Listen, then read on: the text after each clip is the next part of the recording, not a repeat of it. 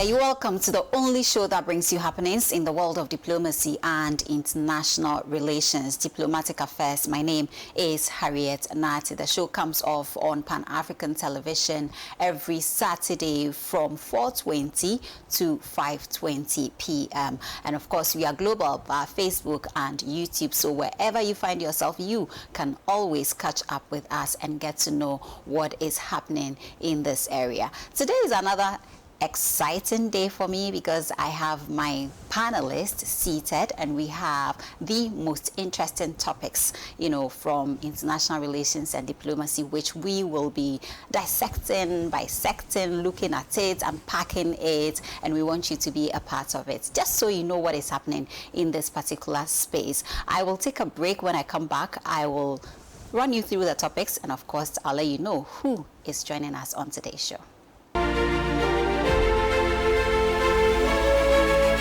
Welcome back. So now let's run you through our topics for this Saturday's edition, and I will introduce my panelists to you.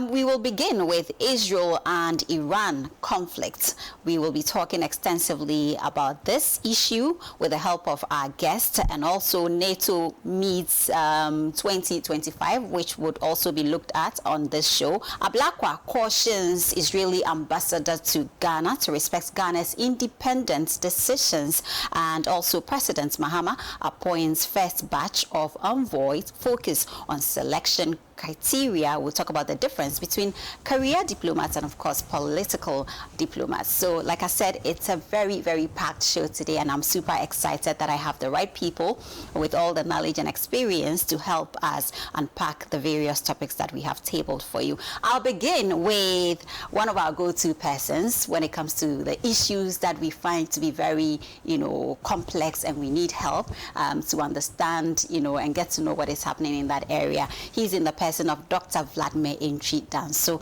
peace and security analyst, and of course, former dean and director of academic affairs, Ghana Armed Forces Command and Staff College. Doc, it is such an honor to have you join us today. Thanks for having me. Thank you so much for coming. And also Ibrahim Ejay. It is going to be his first time of joining us, and he's going to be regular on our platform. So again, now you understand where the excitement is coming from. He is a political analyst, and of course he was very, very active in the previous administration. Thank you so much for joining us, Ibrahim. Thank you so much, Sharon. It's a pleasure. Right, and our very own co-producer of the Diplomatic Affairs TV show right here on Pan-African television, and of course a news editor, journalist, Ruben Ado. Ruben, how are you? I'm fiddle as a fiddle. Well, thank you so much. Thank you so much for joining us on today's show. Ruben likes to hide from the cameras. He enjoys behind the scenes, but today we decided to pull him to join us and share his, expertise on some of the subjects here with us. All right, so let's begin with Israel-Iran conflict. I'm going to do the lead. We'll take the background, and then I'll come back and seek your insights on this particular subject. Now, on June 13, 2025, the world witnessed a turning point in the Middle East tensions. A devastating attack struck deep within Iran, targeting its nuclear and military facilities, claiming the lives of high-ranking politicians, elite scientists, and senior military officers. The response was very swift. Iran launched retaliatory airstrikes aiming at Israel's advanced defense systems and critical military installations, igniting fears of a full-blown regional conflict. Now, gentlemen, this is, I don't know whether we are at a point of truce yet, as the president of America has stated that this has finally come to an end after the U.S. intervention in all of this. I would want us to talk about peace in the Middle East. Now, Doc, can we begin with you? What is happening in the Middle East? Israel-Palestine, Israel-Iran, is it ever going to come to an end? Absolutely not, because of the way we're handling things. It didn't start yesterday.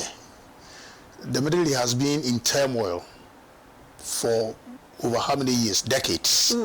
Since the inception or the creation of Israel, the Middle East has seen no peace. And it is precisely because geopolitics, global geopolitics, and also specifically the geopolitics of the Middle East, that is creating the unrest. It looks as though America has a big interest in the Middle East, not only for the oil, but also to ensure that the geopolitical status quo is maintained in such a way that Israel is the dominant power. No other power is allowed to push up its head. So there was a time Iraq wanted to do that. Come on, we know what we did to Iraq. Gaddafi wants to do that. Come on, we know what we have done to Gaddafi. Even Iran itself, which was somehow helped to establish itself by America and by Israel. When the Shah was toppled, Iran became an enemy. Then Turkey wanted to be the power in the Middle East. No, you can't do that. Saudi Arabia, no, you can't do that. So it is geopolitics. It is a strategic kind of movement that are going on that has made it impossible for the Middle East to see peace. Besides, in every war, in every antagonism, when the two really are hurt, somehow, when there is a hurting stalemate, they begin to talk. They begin to understand themselves. Dialogue. When there is a third party who is a bully and who tries to tell them what to do, peace never comes. In negotiation, it never comes. And that is what we are seeing in the Middle East. There's a bully, an American bully, who says, this is what I want. Think of what was happening some few days ago when Trump had to tell Iran, a fiat, capitulate, or, and get to the table. When you do this and they even get to the table, it doesn't mean an end. It means weakness on their part, and that's why they are kowtowing. 2 days later, they will come back. And that's what's happening in the Middle East all along. Iraq down, tomorrow they will come up. Iran down, tomorrow they will come up. And we need the two to talk. Israel must find accommodation with its neighbors. That's the most important thing. To talk about peace through strength is negative. That's negative peace. I mean, you can't get there. You can't assure yourself of your own peace when you don't want to assure the peace of the other. And that is why we are still getting on with the problems in the Middle East. Can I say that diplomacy was not even given a chance at all? Will I be right to state that? Sure. In this present period, exactly. Yes, because Iran was effectively boxed into a corner, and the wiggle room, or the room for maneuver, which is the diplomacy that you're referring to, Harriet, was never really given with integrity and honestly. And I say that because there's a precedent. In 2015, you had the Joint Comprehensive Plan of Action, the JCPOA, which is, in fact, the Iran nuclear deal. And what was that deal? That deal was for Iran to allow full and robust monitoring of its uranium enrichment program in exchange for having sanctions lifted.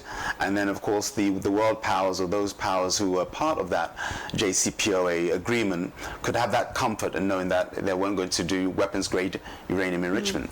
2018, President Trump truncates it. When I say truncates it, he pulls out of that particular agreement, unilaterally imposes sanctions again, and so that removed any hope that the Iranians had that you had a honest broker at the table. And so of the last, let's say, 10 years or so, thereabouts, the mistrust specifically from the Iranian side has gone. So, and it was borne out in what happened last week, or the last 12, 13 days. Why would I subscribe to the view that there's no diplomacy? The actors within the negotiation have lost all credibility for that. For the last 35, 36 years, the president of Israel, Bibi Netanyahu, and a lot of commentators have made the case, that is always said, for 35, 36 years, Iran is 2 weeks away from a nuclear bomb. 1 month away. For the last 3 decades plus. And so with such a personality in the frame, and again, we know that he has issues internally within Israel, Gaza notwithstanding, and he then unilaterally, and again, we have to be real to the reality. We say that Israel unilaterally went to bomb they're saying it's, it's a preemptive strike against an existential threat. But definitely you had the United States assistance thereabouts within that. So within that construct, I failed to see the diplomacy because Iran had categorically stated that, look, we will allow, and they did. And when they saw that things were going a certain way, then you had in Vienna a vote. Of that vote, 19 members said that Iran was no longer complying. Now, how do you comply when the terms of your agreement in 2015 have been broken? We had an agreement. Now you have unilaterally, I'm talking the United States of America, broken that agreement. So while you can break the agreement, I can't then pursue the consequences of you breaking that agreement. Burkina Faso, Russia, China voted against that resolution. 19 other countries did. Of course, Ghana did. And Ghana abstained from that particular vote. And Israel is not too happy about that. Yes. And then you wonder why. Because the same Israel has failed to be part of the NPT, the Nuclear Non-Proliferation Treaty. They have violated, if you look at UN Resolution 446, in South Africa, when South Africa was a nuclear power, and they worked together with South Africa, I'm talking apartheid South Africa, to develop a nuclear bomb. So it's very rich for the Israelis saying that, there's an existential threat here, when they, per all accounts, have their own arsenal of nuclear weapons. And with this kind of... 90 warheads. Yes. Yes. And with this environment, Harriet, I don't see how there could be any diplomacy, because the two key persons, I'm talking Benjamin Netanyahu, President Trump, were focused, and they said it directly, that Iran's existential threat cannot be allowed, and under no circumstances can it be allowed to have weapons-grade uranium. Even better, they must cease all forms of uranium enrichment, and that's why diplomacy couldn't work, because out of the three, the Ayatollah Khamenei, Benjamin Netanyahu, Donald Trump, two of those were against any form of olive branch approach. This is very, very interesting. Now, I want to find out, Ruben, before I come to you, let me find out from you, why is, earlier when I was having a conversation with Doc in my office, I was asking, why is Iran's nuclear capability a threat to the Middle East, the rest of the Middle East? Why? There's a sense of hegemony about it. And some as people, stated by Doc earlier, yes, right? Yes. But why would it be a threat? If you remove the Israeli and American components of it, you have a threat from, a fear from Saudi Arabia. It's about one-upmanship. When you remove your closest enemies, you still have opposition within any construct that you would have. And that fear that Iran has an upper hand, I'm talking Saudi Arabia, for example, and there you have a clear, not a schism, but a difference. Saudi Arabia is Sunni Muslim, Iran is Shia Muslim. So that alone is the underlying, is the underbelly factor of why there's some kind of conflict between the two outside of the military and economic, let's say, superiority, which nations generally want to gravitate towards. So with the Iran's pursuing a nuclear program, that wasn't in the interests of Saudi Arabia, wasn't in the interests of Egypt, as far as I understand, and for decades now.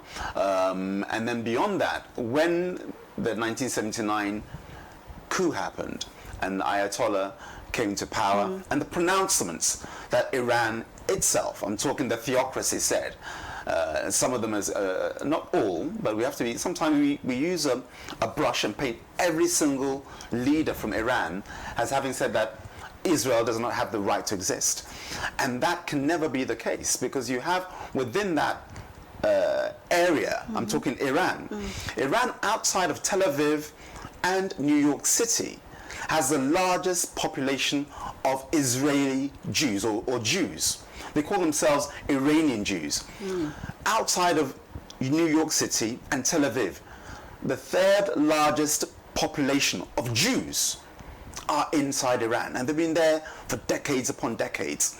And so it tells you that the fear coming from Israel isn't as clear-cut as you see. But then we shouldn't discount the utterances of some, and I want to qualify that word, some members of the theocracy. Remember, it's not a democracy, but I think it's a theocracy within Iran, as having made Israel sit on tenterhooks when they've said that you don't have a right to exist. And so you can understand Israel's point of view from their fear. But again, I would underscore that by saying that, and I think Doc mentioned it earlier, Israel and Iran, I'm talking the Shah, the monarchy of Iran and the Shah, had very good relations up until 1979. More importantly, having access to nuclear weapons, or we call it nuclear deterrent. Since 1945, in 43, when Roosevelt broached the idea, made everybody know that America has gotten the bomb. The story is that Stalin just laughed, chuckled. It's like, at that time, I think he had it already also. So since then, it's like the one who owns or has that capability is superior. It has become a huge deterrent force. Why are we so much afraid of Kim Jong-un? Let me share a joke. You remember when Kim Jong-un, whom Trump refers to as the midget man, fired a number of missiles across Japan into the Pacific and that kind of thing. And Trump, in his first term in office, said he was coming to him with fire and fury. And he was threatening and threatening. When the man fired the 14th one, they call it Hwashan 14, the range was said that it could reach Guam, it could reach Seattle, it could reach San Francisco. The very day analysts mentioned that it could reach San Francisco, Trump went to Korea to go and meet with Kim Jong-un.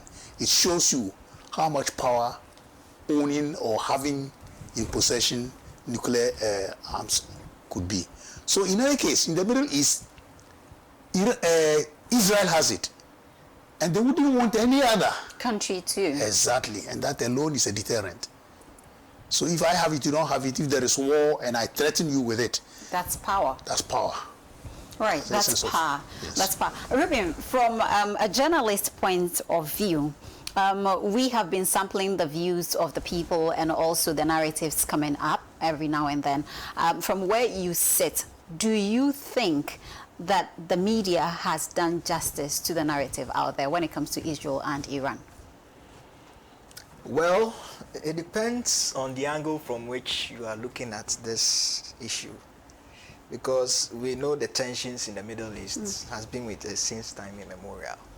And you have a chunk of the media who would want to give it a narrative that would please one part of the world, and you also have a chunk of the media who would want to paint the real picture, the reality on the ground.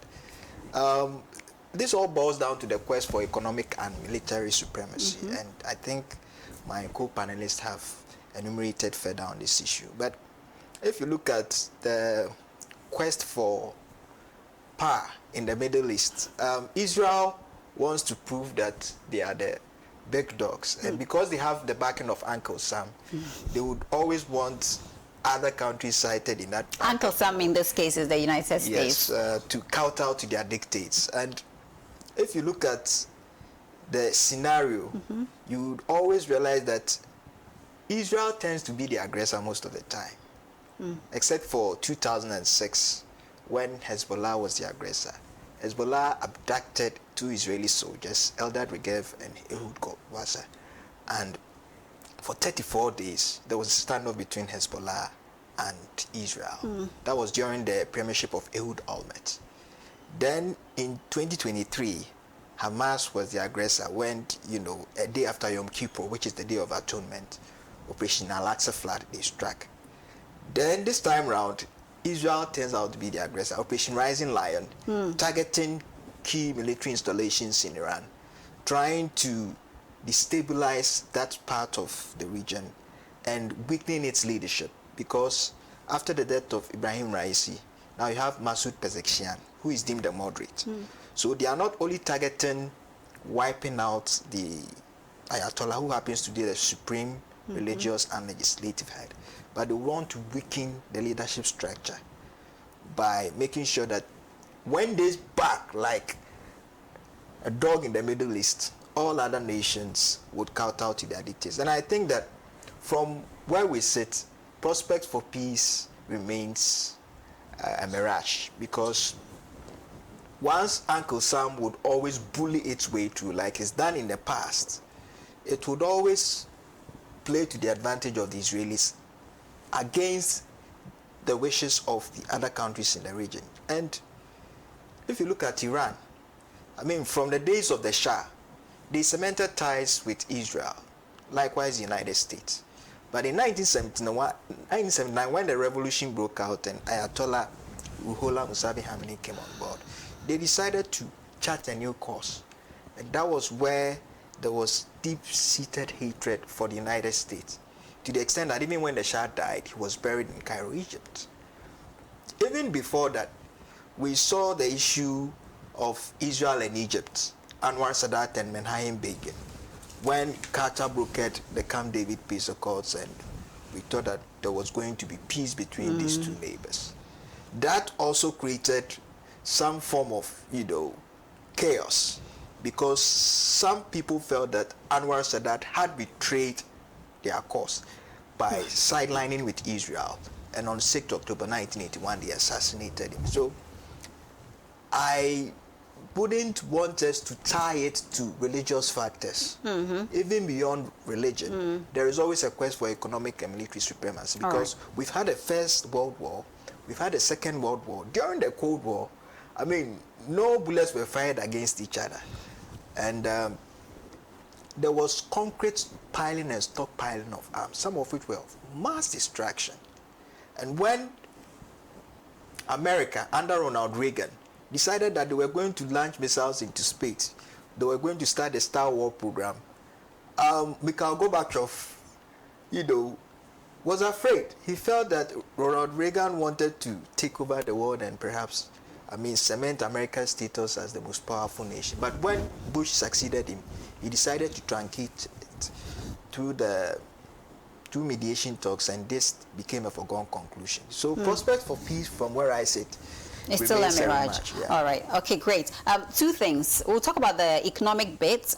I would want to know how this affects the world and, of course, our interest. When I say our interest, I'm talking about the African continent, with what is going on between Israel and Iran. But before we do that, do you think beyond, because I do remember when, after America's intervention, and Trump was asked whether he thinks that all of this, was done and settled with, he said yes, confidently, and he stated that this was not just in the interest of Israel, but the world at large. And so for that matter, he needed to intervene and he needed to act. That led to America's intervention. So that wasn't just about the Middle East, it wasn't just about Israel, but then Iran is a greater threat to the whole world. I'm happy that you have shared your insights on this particular issue. But beyond that, do you think regime change is also a hidden motive from where you sit? Clearly, yes. Clearly, yes, to the extent that Trump would say, we know where the Ayatollah is hiding. Does it make sense to anybody in the world? And obviously, if you watch out, anytime they wanted a change or direction of any country, they also add that bit of regime change. Gaddafi, Saddam Hussein.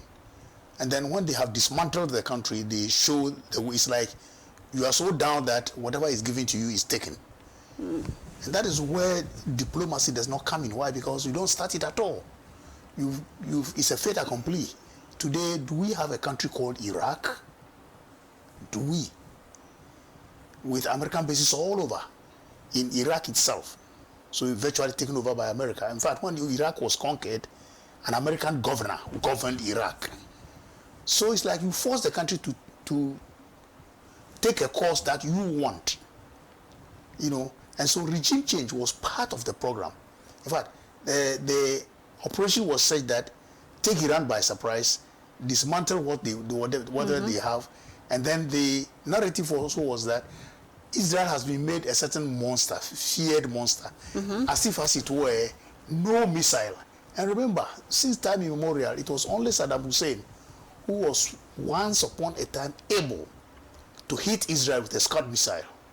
One Scud missile. And he was hailed as a hero. So we have all been made to believe that no pin can fall from the sky on Israel.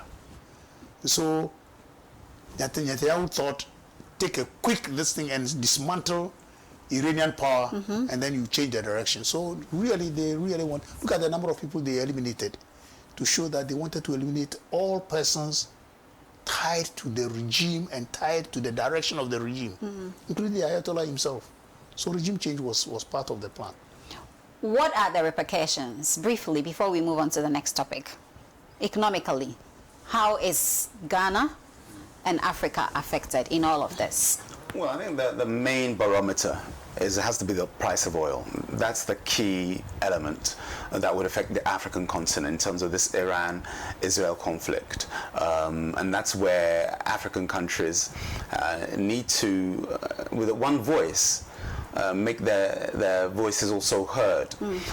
Yes, we know that the Strait of Hormuz, I mean, the figures are, is it 2/3? Or, some would even say it's only 5%. I remember listening to, is it Tucker? Making the point that Carlson Tucker, right? Carlson Tucker, yeah. Making the point that why are we in fact, and also J.D. Vance, yes. Why are we in fact going to war over the Straits of Hormuz, which is at the what's being provoked by Israel, when only like I think 3% of the shipping, I'm talking of all shipping, goes through that particular channel. But nevertheless, whether it's 3% or 30%, the repercussions, because you have Iranian oil going through that particular channel, Oman, which it borders, also going through there, and it just, from the optics, it sends a message that there's instability. Markets don't like instability, they like stability, and that would of course trigger a spike in the oil price, which was, thankfully has not happened to the degree that some of us anticipated, with Israel striking, then of course America coming up as well. So that's where Africa will feel it. What I would want to proffer and suggest is this: African countries or economies who are oil rich, Ghana, Nigeria, Angola, Cote d'Ivoire, Senegal, okay, and Algeria as well, of course we have Libya as well, need to really work together so that these shocks, where other actors affect our economies, we can somehow have a strong buffer against it. And that's a case of maybe making sure that OPEC isn't the standard bearer of what happens within that oil space. You know, we have to make sure that those oil producing countries outside of the African continent cannot dictate how we feel when those two actors, I'm talking Israel, Iran, and the US, go to war. Now, of course, energy is changing in terms of having renewable energy, and maybe it's time that African economies need to diverse their energy mix and be the owners of some of these technologies. You know, we have SMRs, you know, that's single modular reactors. It's nuclear technology, but at such a scaled down version, giving you the energy that you need, affordable and indeed safe. And then of course you have all the other renewables as well. You have your gasification, which is taking waste, household municipal waste. You burn it, and that energy is translated to produce electricity, and then you have a byproduct called syngas. That's syngas. It's used for fertilizers because the input is household municipal waste. So again, African economies need to look elsewhere so that we are not held to ransom by these actions happening in the Middle East. Right, absolutely. So that Africa is not held to ransom. Well, gentlemen, thank you so much. All right, now, still away from home. Usually we do start from home, but this time we are starting from elsewhere. So away from Israel and Iran, let's talk about NATO. Now, NATO meets in The Hague to discuss tightening security, investing more in security, and all of that. Now, Hague saw 32 member states spending more on defense in a move to nullify Russia's threat and the broader international security situation. They resolved to commit to spending 5% of national output on defense and related infrastructure.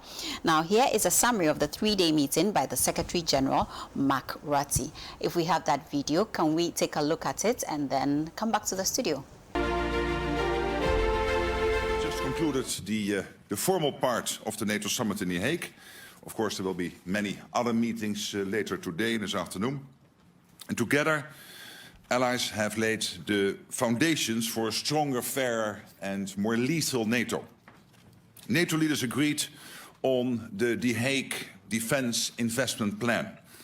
And this will fuel a quantum leap in our collective defence.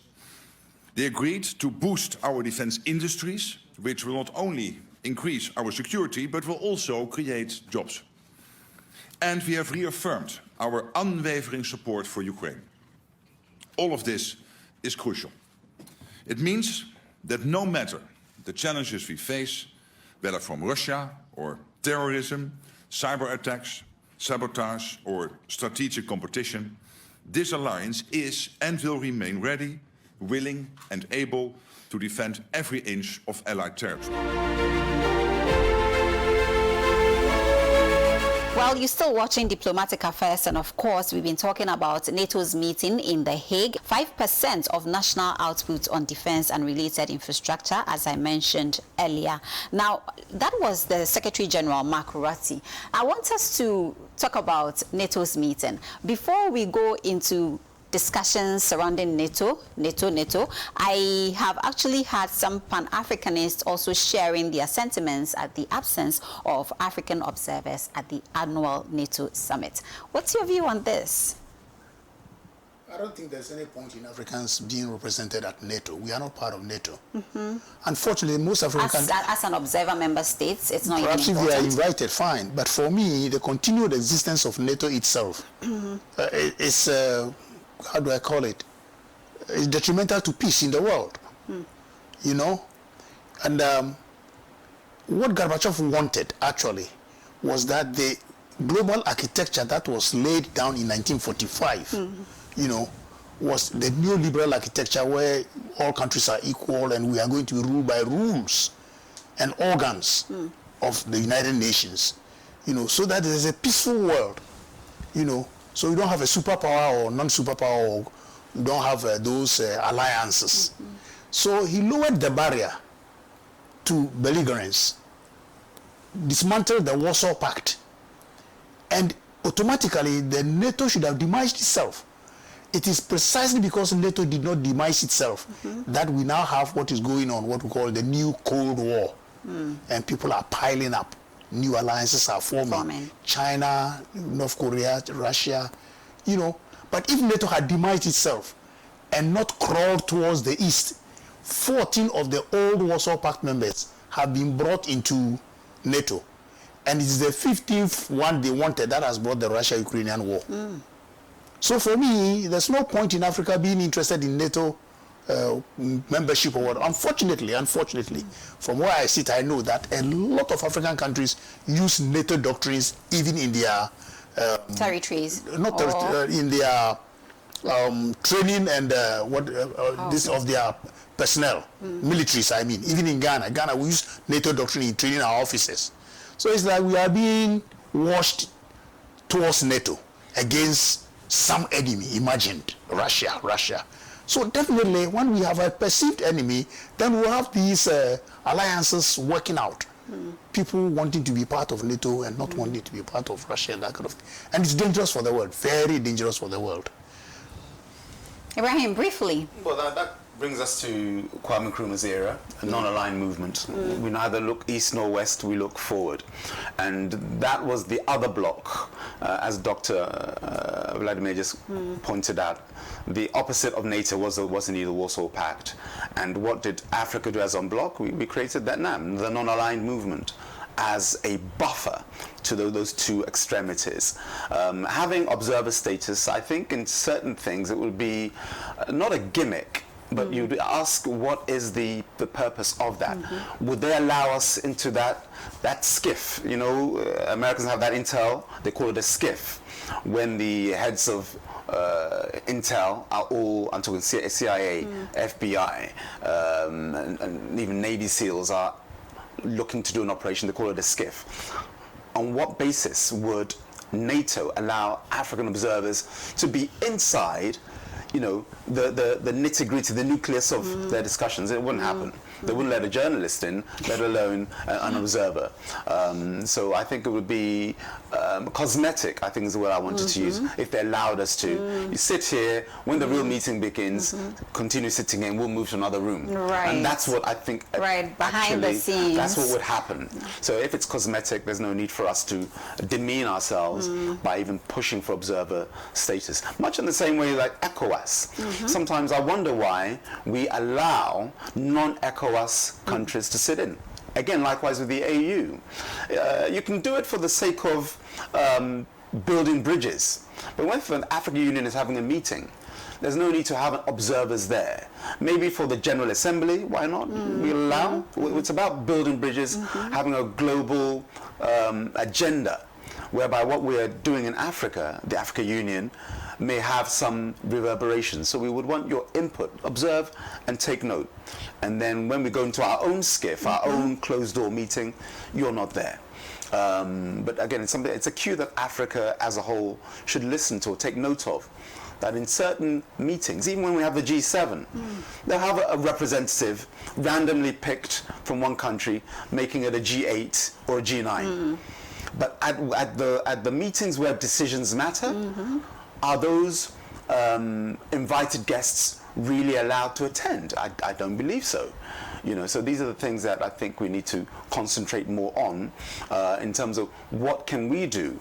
Kwame Nkrumah made it known that he had an agenda of having an Africa High Command. For so many years, what have later leaders and administrations done to actually make that manifest? I know we had ECOMOG.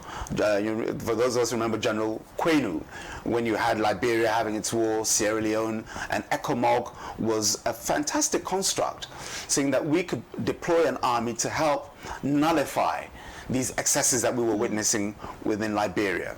To an extent, it had its successes and some failures. But there was a blueprint whereby other incidences across the continent, having from the east, west, north, and south, having an Africa High Command being deployed to put out some of these fires that happen periodically across the continent. But then we allow actors from outside of the continent to come and tell us how to resolve these incidences. And oftentimes when they come in, it's to our detriment. Ruben? Yeah, so even if we are granted an observer status, would our voice be heard? Absolutely not. That's another question. Because since April 4, 1949, when NATO officially came into existence, NATO has done this world not any good. I mean, as far back 1999, they dismembered the then Yugoslavia. Then in 2011, they ganged up to kick out Gaddafi at all costs. I vividly recall the then U.S. Secretary of State, Hillary Clinton, in an interview saying that he came, he saw, and died. You know, when crisis broke out on African soil and we needed African solution to our own crisis, the AU Peace and Security Committee tasked 5 of our leaders, Jacob Zuma, Amadou Toumani Touré of blessed memory, Yoweri Museveni, Mohamed Ould Abdelaziz of Mauritania, even with the inclusion of the then African Union chairperson, John Pink, to mediate and find a lasting solution to this crisis. They got there, They held meetings with the National Transition Council and the other feuding faction, and NATO decided to kick them out. So in this case, I would side with the late comrade Dr. Robert Gabriel Mugabe, who defiantly told Anthony Charles Lenton Blair, keep your England and let me keep my Zimbabwe. Let's keep our Africa, and NATO will be left to do what they would always be fond of doing. Right. Okay then. Thank you so much. Now let's come back home. Let's come back home and let's talk about the Foreign Affairs Minister's displeasure about the comments made by the Israeli ambassador to Ghana. Ablakwa cautions Israeli ambassador to Ghana to respect Ghana's independent decisions. Now, Ghana's Foreign Affairs Minister Samuel Okudzeto Ablakwa has urged the Israeli ambassador to Ghana, Roy Gillard, to respect Ghana's sovereignty and its independence in making decisions on international matters. Now, the minister, in a Facebook post, expressed displeasure over comments made by the Israeli ambassador, which questioned Ghana's recent abstention during a vote over Iran's nuclear compliance at an International Atomic Energy Agency (IAEA) meeting in Vienna, Austria. Ablakwa stated that Ghana's decision on international matters is guided by its foreign policy principles and its commitment in fostering peaceful relations with its global partners. Now, these comments follows public backlash directed at the Israeli ambassador, who during a meeting with news editors expressed disappointment over Ghana's decision to abstain from the IAEA vote on Iran's nuclear activities. Gentlemen, I want to find out from you your insights on this particular move. Now, again, I'll start with you. Doc, do you think, is there a measure or is there a limit to which a head of mission can actually express themselves when it comes to some of these things, especially when they feel like they are in it, somehow involved in the issue? Under the Vienna Convention, do we have something like that? There's a clause. Is there a clause? There's a huge limit. You can't, what he did was amounting to interference in the country's internal of whatever affairs. They don't have a right. You remember my altercation with the then Turkish ambassador to Ghana. Right. Same thing. You call a press conference and your people who you think are your opponents in politics in Turkey, you call them terrorists in Ghana, and Ghana must sack them and that sort of thing. Virtually telling Ghana what to do. No, you don't do that. The Chinese ambassador did that some time ago, and I applaud Ablakwa. I'm very proud that, let me boast a little, that I taught him. And he has taken my lessons very well. Tell him I love what he has done. You don't have to tell us the choices we should make in foreign policy. We make the choices that will be near to our benefit. The objectivity that the Israeli ambassador is calling for, the objective way will be for us to vote on behalf of Iran. Why? Because there is no evidence. The international organization to which we all belong to, has stated categorically that Iran is nowhere near, the level of enrichment that will give them the atomic bomb or whatever Trump and Israel is saying, which means that we created this neoliberal world. And Ghana's foreign policy is pivoted on 4 main pillars. 1, Pan-Africanism. 2, non-alignment, as my brother said. 3, good neighborliness. Every country in the world is our good neighbor. And 4, and the most important of them all, is the multilateralism. So where our multilateral organization, which we belong to, is going, that's where we go. So if the IAEA is saying Iran has not violated anything, Ghana must go with them. So our abstention is a cautious abstention, not to antagonize anybody. It's done in diplomacy. So if we have done this, why do you want to tell us that you should have gone with Israel? Or that's interference. And he has no right to do that. And Ablakwa did just right in pointing out straight to him that we are also displeased with his reaction. Ibrahim. Yes, I fully concur. What the Israeli ambassador did is outside of all diplomatic norms. There are what we call back channels. If you have any difference of opinion or different positioning, you use the back channels to communicate your displeasure of any issue. That's how it's done, hence the word diplomacy. And he's failed to do that. And it's very rich in terms of what he's done, because if you read what he said that the AU as a bloc often use one voice, and Ghana needs to be objective and come out of the bloc in terms of the decisions that it makes. It says that we need to be more objective and be more sovereign. What's more sovereign than working in unison with the bloc that we in fact belong to, both physically, economically, and spiritually, and politically? Because the moment Africa starts using different voices, we'll never be heard. But when we have one voice, then our voice means something. You know, it's like we never say that Ghana wants a permanent seat on the Security Council. It'll never happen. Nigeria, Egypt, South Africa, it will never happen. But when we say that we want Africa to have a permanent seat on the UN Security Council, it carries more weight. And it's in that vein that Honorable Oblakwa is in fact making sure that our position marries that of the continent. And Dr. Vladimir has in fact enumerated the 4 key areas which drive our foreign policy. I said earlier that it's very rich, because when we had, again, I refer to my earlier submission, Harriet, during apartheid South Africa, when there was a UN resolution against an arms embargo against apartheid South Africa, where they were killing black South Africans, there was one country that was actively flouting that embargo, working with then apartheid South Africa to help develop its nuclear fissile material, and that was Israel. In the 1970s, Israel used to, or initially condemned apartheid South Africa for its abuses. But post, I think it was like 75, 76, it was actively working with the apartheid regime, flouting UN resolutions. So that's why I say it's a bit rich, whereby a UN resolution you flout, you support an apartheid regime, and here's a case, Ghana exercising its democratic sovereign right to say that we disagree and therefore we abstaining with the resolution against Iran.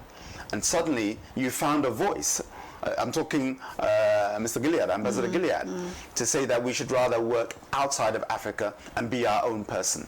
It's uncalled for, it's very bad, and then again I can... It's insulting. Yes, and I can pivot into other resolutions that it has violated. I'm talking, since we're looking about votes within that international era, after the 1967 war, a UN resolution, I think it was 75 or so, I stand to be corrected, was that the settled, occupied territories, Israel needs to leave those areas. Israel has consistently violated it. Again, then the Nuclear Non-Proliferation Treaty, we're talking about the Treaty of Bendilaba, which, NPT. Again, because this is oranges for oranges, am I right? In terms of what Israel is accusing Ghana of doing. Within that same nuclear space, you have failed, as in Israel, the state, to subscribe to the NPT. You have, again, resolutions that have come out saying that you should allow for your nuclear program to be inspected, and you have not done that. So how on earth can you then request that Iran, a signatory to the NPT, though now it said it's leaving, should do the same because of your existential threat caveat that you're carrying? So Honorable Oblakwa did very well, to use an emotive word, he stood up for Ghana, and in so doing so, stood up for Africa, to say that what you did, I'm talking the ambassador, he's ambassador to Ghana, Sierra Leone, and I think Burkina Faso, right? Am I right? And Liberia. Sorry. You know, he has done a great disservice to the state of Israel by his very undiplomatic maneuvers. But he wanted us to be more sovereign, which is more sovereign by making a choice. And is it not non-sovereign when he rather tells us what we should do? Absolutely. So Oblakwa did well. Yes. Right, Ruben.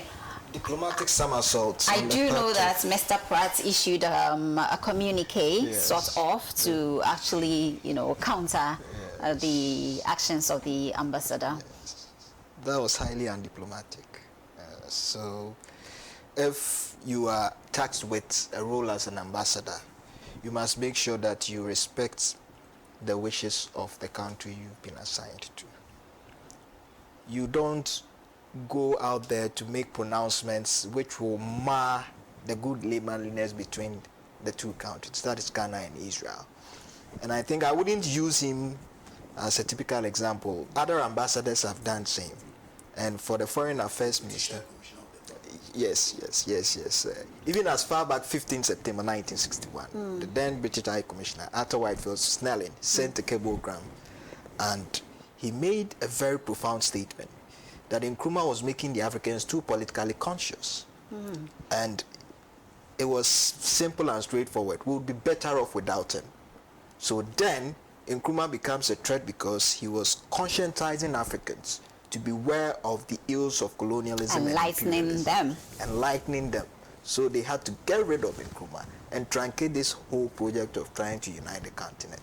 And I think that moving forward, the Foreign Affairs Minister would keep a check on some high commissioners and ambassadors who would want to overstep their limits, who would want to make certain pronouncements which would mar Ghana's foreign policy, which has been touted as one of the best. All right. Let's talk about President Mahama's appointment of the first batch of envoys. Now, President John Dramani Mahama has nominated 15 individuals for appointments as ambassadors, high commissioners, and consul generals designates to represent Ghana in various countries across the globe. This follows consultations with the Council of State according to an official letter from the Office of the President. The letter directed the Ministry of Foreign Affairs to take all necessary steps to facilitate the appointment processes for the nominees. Now, I would like us to mention, I have the list here, so I would want us to look at the personalities or the individuals here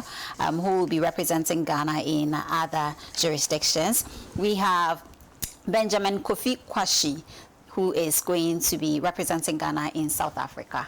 And, former founder and president, BKQ Foundation, former group chairman, Allied Consortiums, former chair, NDC Council of Elders. Of course, he will be representing Ghana in South Africa. And Michael Kojo Mensah Bonsu. Of course, he is going to China. Former mayor of Kumasi. I know the name rings a bell. Former managing director, Goyle. Former board chair, National Sports Authority. And also Captain George Kofi Mfujo, retired. And he will be going to Togo. Chief Press Information Officer, PNDC, former District Chief Executive, Ho, former Member of Parliament for the Ho Central Constituency, and Professor Christian Kwesi Obri Danso is also going to India. Former Vice Chancellor, Kwame Nkrumah University of Science and Technology. We also have Professor Dora Francisca Edu Buado is also going to Canada. Former Pro-Vice Chancellor, University of Ghana, and Kalsum Sinari Bafo is also going to Spain. That's a very well-known name and individual, former model, actress, and socialite. Professor Ohene Eje is also representing Ghana in Germany, former CEO, Konfanochi Teaching Hospital, seasoned biomedical scientist and academic researcher. Abdul Nasiru Dean is also going to Turkey, and he is a graduate of Ankara University in Turkey, so he's very familiar with Turkey. Seasoned pharmacist and Islamic cleric. He played a leading role in securing Turkish support for the Ghana National Mosque Complex and currently chairs its management. We also have Hamid Rashid Tunde Ali, United Arab Emirates, UAE, former CEO, PSC, Tema Shipyard, former General Manager, DHL Ghana, former General Manager, Delmas Shipping and Maersk Ghana. And Grace El Mahmoud Marabik is Consul General for Dubai, Ghana in Dubai. A highly accomplished partner at LMG Management Consultants. She has also established herself as a seasoned consultant specializing in strategy development, organizational restructuring, and business administration. Margaret Mierien Chebiri, I hope I got the name right. Denmark, former Deputy Director, Human Resources Division, Ghana Health Service.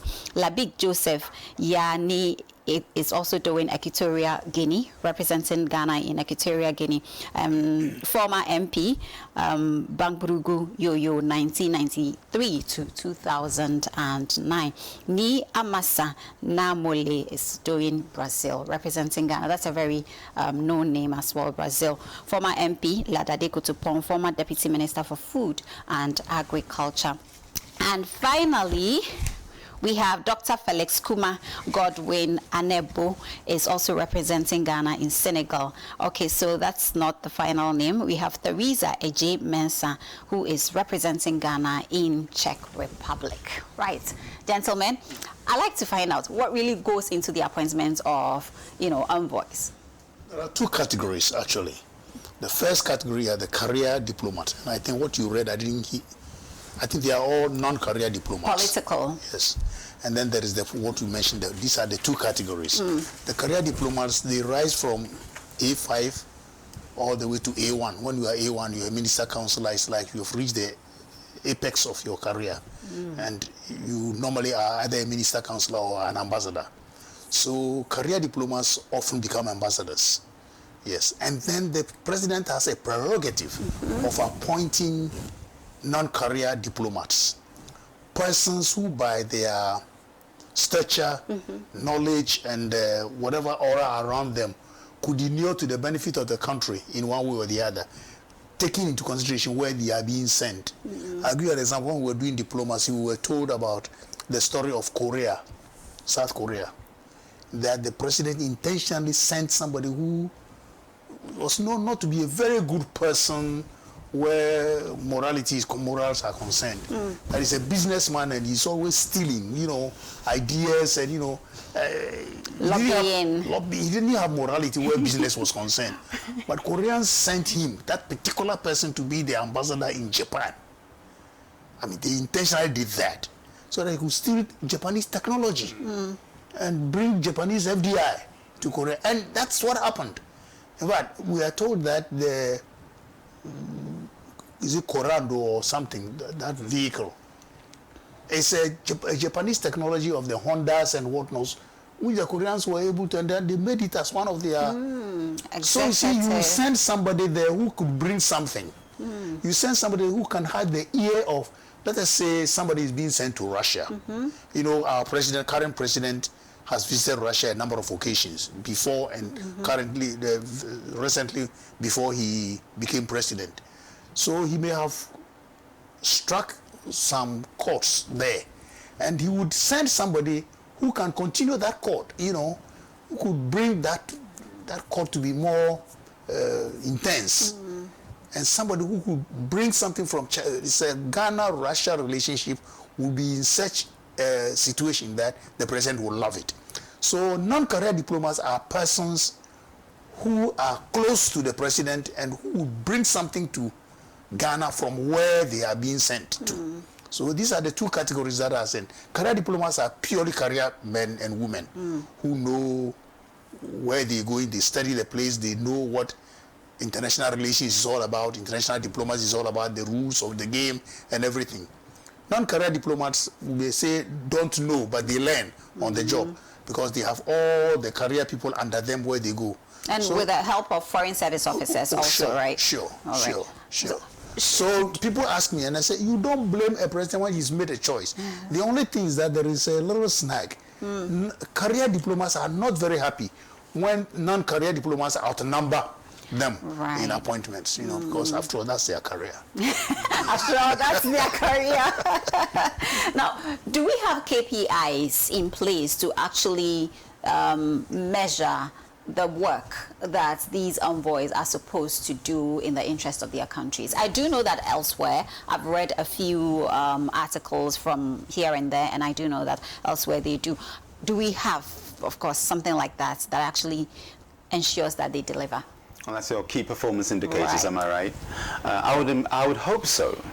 I'm the son of a diplomat. My father was a diplomat. B3 was his grade. He was posted to UK, Dahomey then, which is now Benin, Angola, and then he did a stint in the USSR, and then Dakar, Senegal, and his last posting was Lagos. So that's my dad. And so that's what took us to the UK, my dad being a diplomat. So I'm aware of the construct, the industry of the diplomatic missions. We used to live personally at 13 Belgravia Square, my family, before we then moved on to Chiswick.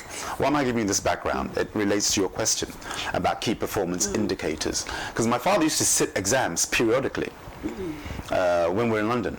I didn't know at the time, but he said we were doing an exam, and I think, you're a grown man, why are you doing it? Why are you sitting exams? But it's part of that career development, how you get appraised and assessed to get to the is it A1?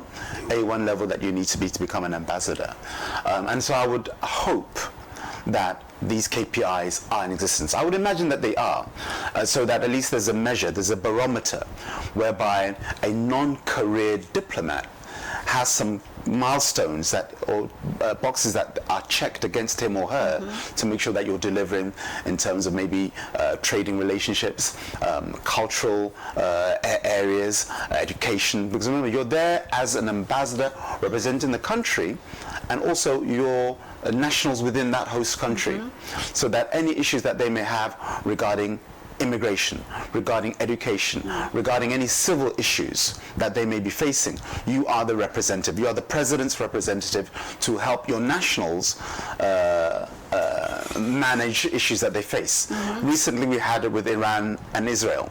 When the war started, Honorable Abakwa made sure that communication was sent so that we could airlift our nationals either out of Israel or out of Iran. So your performance in being able to deliver what is expected of you, I would hope that there is indeed a KPI next to it, so that at least it can help marshal that particular individual to, if they don't know the ropes, especially if they're not a career diplomat, to at least have somebody chaperone you and say, this is done, this is not done, and that's how it should be done.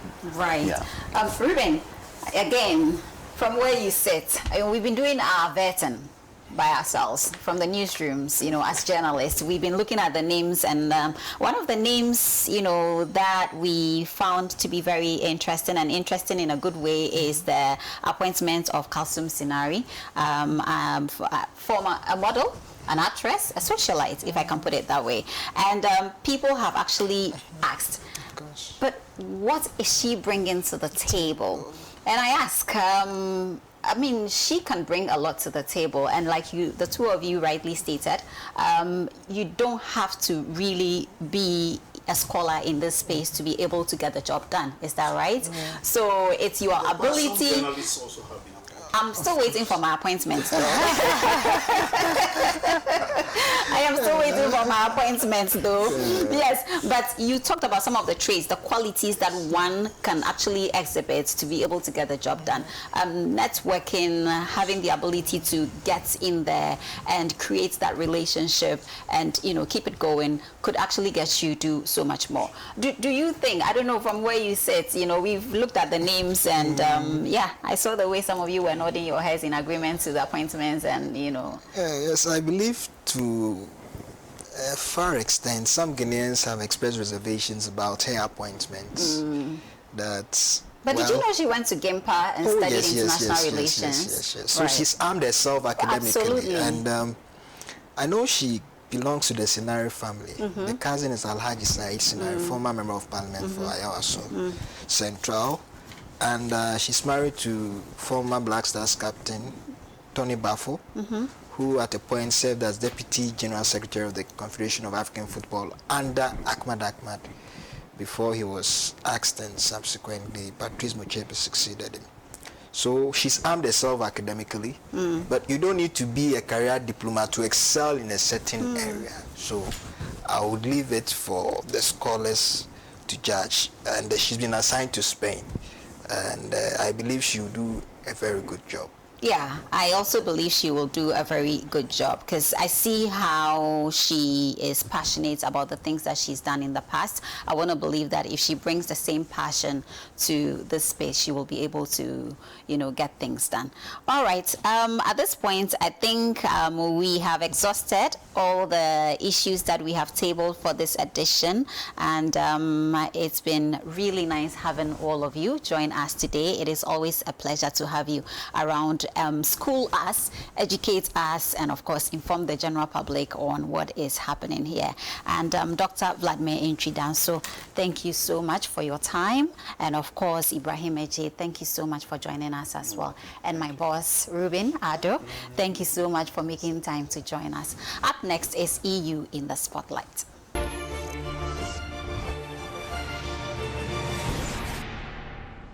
This partnership is not about charity. It's not about pouring resources in systems that will be beyond repair. It is not about buying democracy, about purchasing allies or forcing reforms. The European Union has invested no less than 55 million euros to break the cycle of African dependency on vaccines. And Ghana will be at the forefront of serving African needs. This is all about supporting Ghana's ambition for self-reliance. This dialogue serves as an invaluable platform to assess our cooperation and explore new avenues for collaboration. Over the years, discussions have focused on issues such as good governance, climate change, and environmental sustainability, economic transformation, regional security, and multilateralism, among others. It is my expectation, therefore, that the outcomes of 2025 Partnership Dialogue would raise concerns and reflect on our collective progress made on the outcomes of the previous year's dialogues, while exploring new areas of mutual interest for deliberations, taking into cognizance the new priorities of this new government. This year's Partnership Dialogue provides a valuable platform to exchange ideas with the EU on enhancing collaboration in higher education and technical and vocational education and training.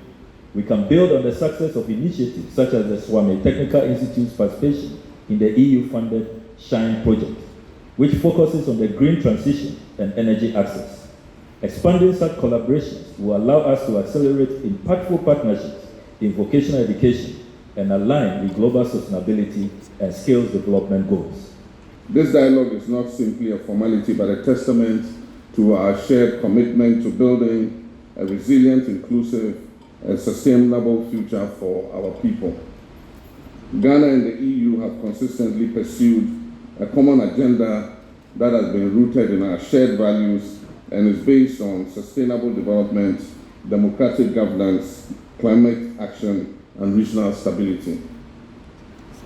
Through this forum, we reaffirm our partnership as development allies and co-architects of a new global order that prioritizes equity, innovation, and dignity.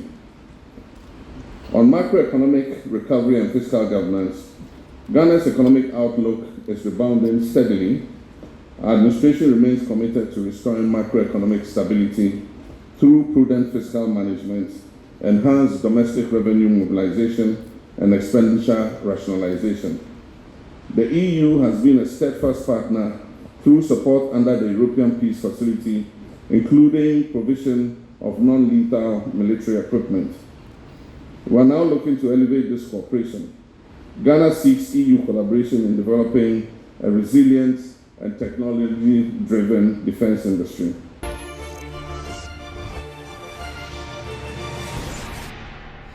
Well, thank you so much for joining us. It's always a pleasure to have you make some time and join us to learn more about what is happening when it comes to issues pertaining to diplomacy and international relations on Diplomatic Affairs. My name is Harriet Nartey, and I look forward to hosting you same time next week. Enjoy the rest of our programs.